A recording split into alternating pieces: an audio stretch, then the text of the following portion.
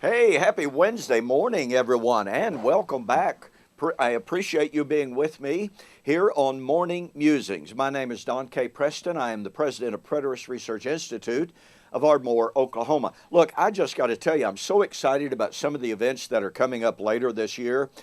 June 15th and 16th, I have my formal public debate, a follow-up debate with Dr. David Hester of Faulkner University in Montgomery, Alabama. You can be looking for that. And please, make your plans. If you're anywhere near there, come out and be with us, okay? Also, July 13th through the 15th, Preterist Pilgrim Weekend, right here in Ardmore, Oklahoma. Our theme this year is the problems with postmillennialism. You can go to my website, BibleProphecy.com, and find out a whole lot more about the details, about the speakers, and the topics that they'll be speaking on there. Okay, well, we are looking at the fact that Paul said, speaking of the resurrection of the dead ones, and he said the body, singular, of the dead ones, plural, was sown in dishonor, raised in honor.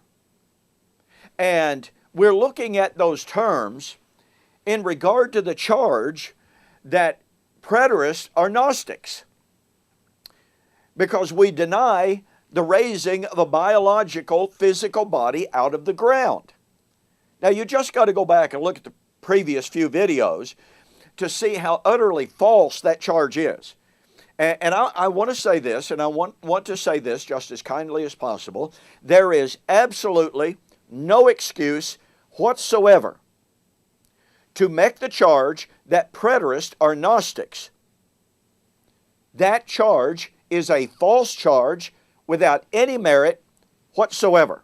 Go back and look at the video in which I delineate the reasons why.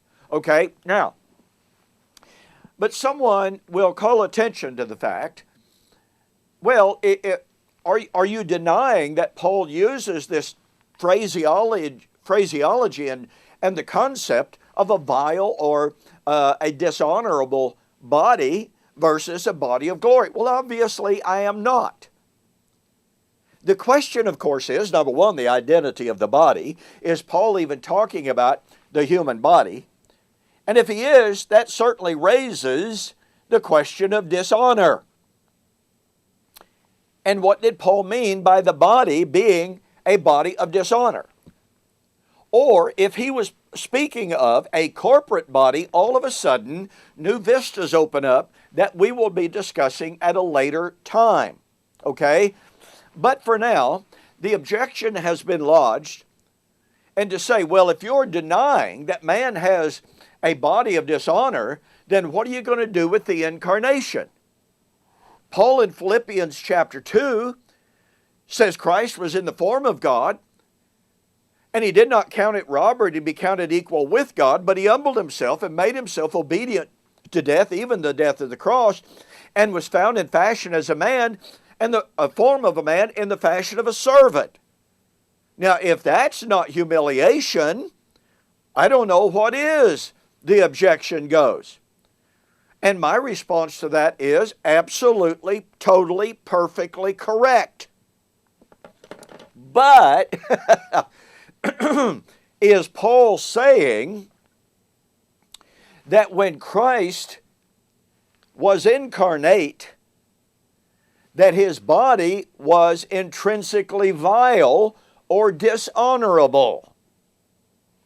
What we have to see when Paul spoke of Christ humbling himself, and when it says he was made a little lower than the angels, Hebrews chapter 2, for instance, and other passages as well, he is giving us a comparative statement. Compared to being in the form of God, taking the form of man truly was a body of humiliation. Not because flesh is evil, but because it contrasts to the glory that he once had. Now, pardon me, this is absolutely critical. When we speak of the glory that Christ had, what does that mean? Well, look at the text again. Who being in the form of God did not think it robbery to be counted equal with God. Equal with God.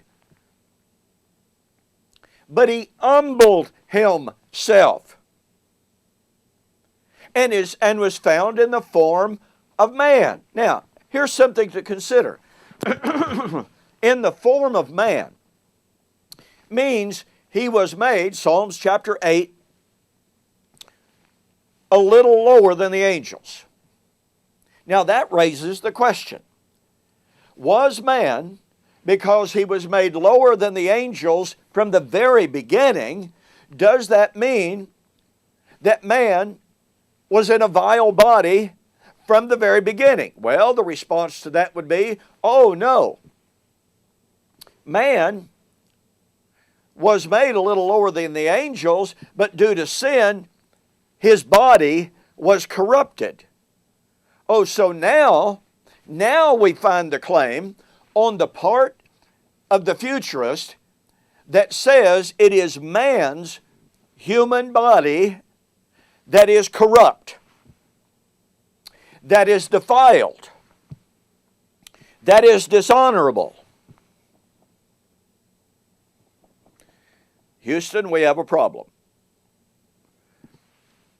What is Gnosticism? Gnosticism says that the human physical condition is a condition of being cursed. Gnosticism says that the human biological body is defiled and will continue to be defiled under the curse until the so-called end of time. Oh, wait a minute. I thought it was the futurist accusing preterists of believing that the human body was cursed.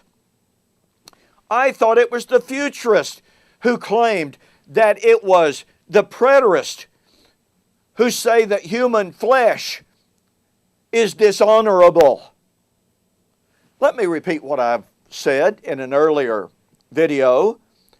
You will not find preterists affirming that the human biological physical condition is a condition of dishonor. You will not find in our writings or in our presentations the idea that the human body is cursed. But what do you find? Wow, this would take an entire long presentation. You find in the futurist camp the idea. Look, early this morning, before I started making my videos, I was reading, and I've been reading like 2 or 3 books. I don't even remember which one it was now. But I was reading a statement that said, by a futurist,